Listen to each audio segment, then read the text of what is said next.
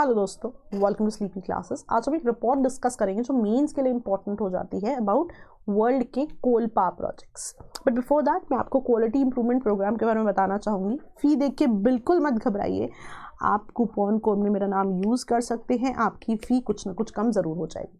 अब ये बहुत होलिस्टिक क्वालिटी इंप्रूवमेंट प्रोग्राम है। वाई? बिकॉज मेंस और प्रीलिम्स दोनों को केटर करता है। सबसे बड़ा एडवांटेज क्या है? मान लीजिए आपको लग रहा है कि मेंस के लिए प्रिपरेशन में और मेहनत की ज़रूरत है, लेकिन प्री की तरफ फोकस करना चाहते हैं, आंसर लिखने का समय नहीं मिल रहा है, तो आप इन लेक्चर्स को लगाइए। 500 से ऊपर क्वेश्चंस यहाँ पे Q&A फॉर्मेट में डिस्कस है। जैसे ज्योग्राफी में तो सारे क्वेश्चंस मैंने खुद ही डिस्कस किए हैं और मेजॉरिटी आपके कॉन्सेप्ट्स वहाँ कवर्ड है। अपार्ट फ्रॉम दिस मेंस के टेस्ट हैं with video solutions, which means आपको सिर्फ PDF नहीं प्रोवाइड होगी, आपको जो है जो एक अप्रोच होती है फैकल्टी वो भी डिस्कस करेगी। तो ऑन एंड ऑल आप देखेंगे 650 के अराउंड यहाँ पे जो है क्वेश्चंस की अवेलेबिलिटी आपके पास रहेगी। यही नहीं, prelims test series and reference material भी यहाँ पर अवेलेबल है। तो ऑन एंड ऑल एक बहुत ही होलिस्टिक जो है बैच रहता है ये फॉर UPSC 2024। और मेंटरशिप जो कि सबसे इंपॉर्टेंट पार्ट है यहाँ पे, स्ट्रैटेजिक मेंटरशिप आप देखेंगे सिलेक्टेड कैंडिडेट्स के साथ होती है, जो कि अपने रियल टाइम एक्सपीरियंस से आपको जो है कुछ स्पेसिफिक गाइडलाइंस देते हैं फॉर प्रिपरेशन। और रोजमर्रा के एकेडमिक इश्यूज के लिए एकेडमिक मेंटरशिप भी रहती है। Now having said that, let's move to the topic. तो डाउन टू अर्थ मैगजीन में एक आर्टिकल आया था जहाँ पे एक रिपोर्ट की बात की थी जो वर्ल्ड वाइड कोल प्रोजेक्ट्स की बात करते हैं। मैं आपको बिल्कुल बेसिक से समझाती हूँ। एक संस्था है, एक नॉन गवर्नमेंटल ऑर्गेनाइजेशन है, ग्लोबल एनर्जी मॉनिटर। अब नाम से ही एनर्जी को मॉनिटर कर रही है, यानी कि अगर हम इसके ऑब्जेक्टिव की बात करें तो इनकी वेबसाइट पे आप जाएंगे तो वो कहेंगे कि हम जी डेवलप और एनालाइज करते हैं डेटा को ऑन एनर्जी इंफ्रा रिसोर्सेज और उसके यूजेस। अभी क्यों एनर्जी को मॉनिटर करें, क्यों एनर्जी इंफ्रा को मॉनिटर कर रहे हैं? बिकॉज आपने कई बार न्यूज़ में सुना होगा कि दुनिया ग्रीन एनर्जी की तरफ मूव कर रही है, दुनिया सस्टेनेबिलिटी की बातें कर रही है। तो ये भी यही चाहते हैं कि सस्टेनेबल एनर्जी फ्यूचर हो, जिसके लिए आपको डेटा की ज़रूरत है, क्योंकि based on data he different models बनते हैं। तो ये जो है, ये जो डेटा है, इसका एडवांटेज क्या है? ये ओपन एक्सेस टू इंफॉर्मेशन दे रहे हैं जो असेंशियल हो for building a sustainable energy future. अब इसी इंफॉर्मेशन में एक स्पेसिफिक चीज जो न्यूज़ में थी, वो एक ऑनलाइन डेटाबेस है जिसका नाम है Global Coal Plant Tracker. Right, coal plant नाम से ही पता लग रहा है। तो ये जो ऑनलाइन डेटाबेस है, ये मैप करता है ओल्ड कोल फायर्ड यूनिट्स को, इवन द न्यू प्रपोजल्स। कब से? फॉरएवर से तो नहीं करेगा, तो सिंस 2010। और कैटेगोरिकली वो प्रोजेक्ट्स जिनकी कैपेसिटी 30 मेगावाट या लार्जर है। राइट, तो ओल्ड प्रोजेक्ट्स और न्यू प्रोजेक्ट्स दोनों की ही यहाँ पे बात हो रही है। 2010 से हमारा रेफरेंस यहाँ पर आता है। तो बेसिकली अब हम अगली 2-3 स्लाइड्स में ग्लोबल कोल प्लांट ट्रैकर ने क्या कहा है, इस ऑनलाइन डेटाबेस में क्या इंफॉर्मेशन है, इसकी बात करें। अब यहाँ पे सबसे पहले चाइना की बात हो रही है। चाइना की बात क्यों हो रही है? बिकॉज अगर मैं आपको दिखाऊं, China accounts for more than 95% of the coal plant capacity beginning construction in 2023। Right, इनके हिसाब से जो नए प्रोजेक्ट्स की बात हो रही है, जिनकी कंस्ट्रक्शन शुरू हो रही है इन 2023, 95% more than that is associated with China. और ऐसा नहीं कि चाइना के बाहर प्रोजेक्ट्स की बात नहीं हो रही, चाइना के बाहर भी ऐसे बहुत से प्रोजेक्ट्स हैं जिनको ये ट्रैकर जो है ट्रैक करता है। राइट, ऑलमोस्ट 32 कंट्रीज में। लेकिन उनमें से भी हाईएस्ट कैपेसिटी अंडर कंस्ट्रक्शन जो है साउथ एशिया और साउथ ईस्ट एशिया में ही है। और साउथ ईस्ट एशिया में 3 कंट्रीज जो है ये टॉप पे आती हैं जब भी हम टोटल प्रपोज्ड कैपेसिटी की बात करते हैं कि कितने ज़्यादा प्रोजेक्ट्स ये जो है खोलने वाले हैं। India, Bangladesh and Indonesia.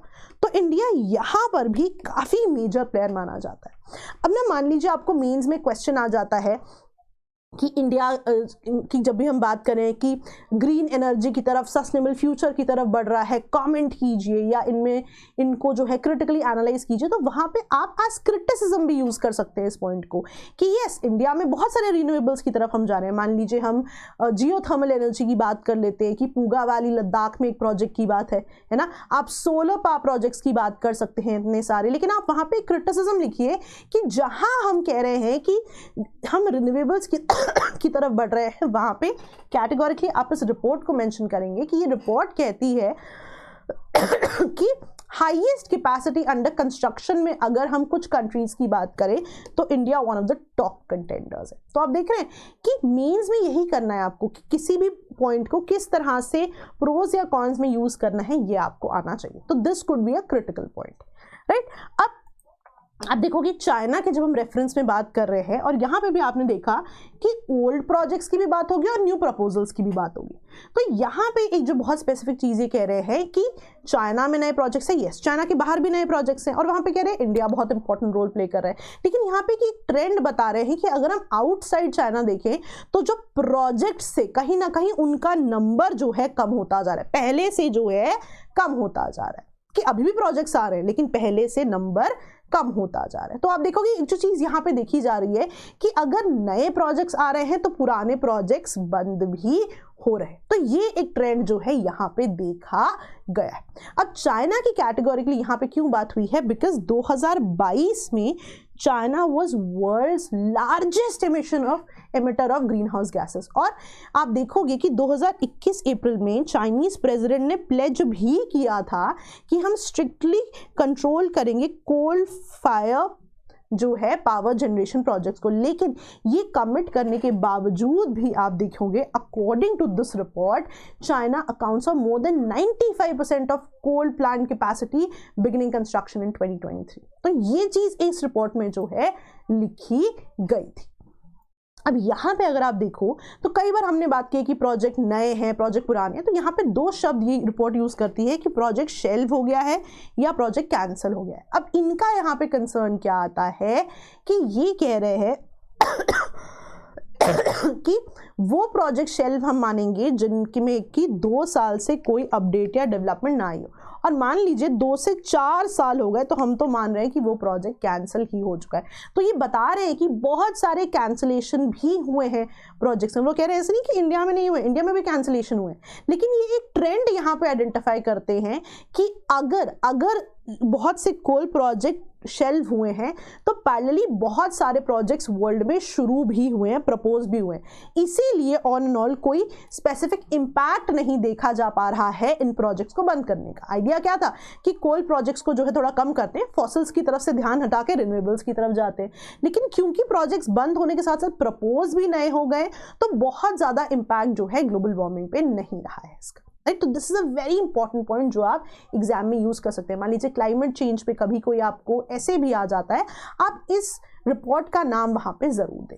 अब इंडिया के बारे में भी एक बहुत स्पेसिफिक चीज कहती है ये रिपोर्ट कि इंडिया में एनर्जी डिमांड्स कर रही है राइज।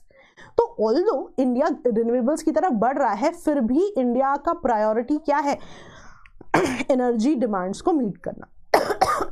अब यहाँ पे ये एक जो है union minister of new and renewable energy उनका एक स्टेटमेंट भी बताते हैं कि उनके स्टेटमेंट के हिसाब से country will add 80 gigawatt of coal fired power plants by financial year 2032।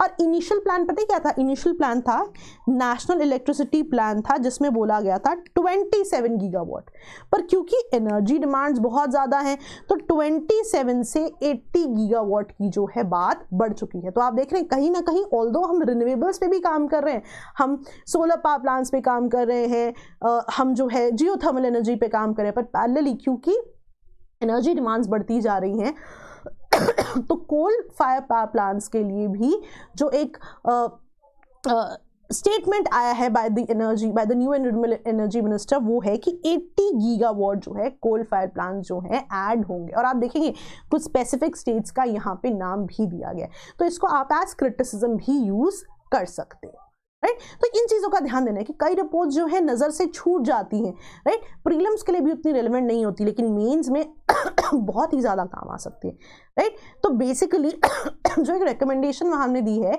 कि ग्लोबल वार्मिंग को एक क्रिटिकल थ्रेशोल्ड पे रोकने के लिए इट्स वेरी वेरी इंपॉर्टेंट कि जो बहुत ही ज़्यादा कोल पावर प्लांट्स खोले जा रहे हैं उनको कहीं ना कहीं स्टॉप करने की कोशिश की जाए। अब ना इमेजिन करो अगर ये सेंटेंस आप लिख रहे हो या इमेजिन करो आपने किसी रिपोर्ट के नाम के साथ कोट कर दिया, कितना बढ़िया पॉइंट एनरिचमेंट है। तो यही सिग्निफिकेंस है हमेशा रिपोर्ट्स की। तो रिसेंटली डाउन टू अर्थ में एक आर्टिकल था जिसमें इसका रेफरेंस था, इसीलिए मैंने आपको जो है इसकी बात करी, राइट। चलिए आगे बढ़ते हैं। एप्लीकेशन की बात करें, जैसे मैंने आपको बताया ज्योग्राफी में, एनवायरनमेंट में, क्लाइमेट चेंज से एसोसिएटेड क्वेश्चंस आ जाए, आप उनके बारे में जो है लिख सकते हैं। कभी कभी गवर्नेंस में भी क्वेश्चंस आ सकते हैं एनवायरनमेंट के कॉन्टेक्स्ट में, तो वहां पे भी एज क्रिटिसिज्म यूज हो सकता है। और इसका पॉजिटिव पॉइंट क्या है कि दुनिया में ऐसी संस्थाएं हैं जो डेटा दे रही हैं, सो दैट बाकी लोग उस डेटा को यूज करके जो है आगे जो है मॉडल्स बना के कोर्स ऑफ एक्शन ले सके। एनवायरमेंटल एथिक्स में this could be an example, right. Environmental ethics अपने आप में एक अलग टॉपिक है, राइट। ऐसे आगे आपको क्लाइमेट चेंज पे, तो आप वहां पे भी इसको कोट कर सकते हैं। ठीक है जी, तो आई होप ये आपके लिए यूजफुल रही रिपोर्ट। बिफोर गोइंग, मैंने आपको इस प्रोग्राम के बारे में बताया, और मैं हमेशा कहती हूँ आप कभी भी कोई भी कोर्स लें, आपको फ़ी में दिक्कत आ रही है, आप मेरा नाम वहाँ पे यूज़ कर सकते हैं, आपकी फ़ी कुछ ना कुछ कम ज़रूर हो जाएगी। तो that's all for the day दोस्तों, ऑल द बेस्ट दोस्तों, बाय बाय।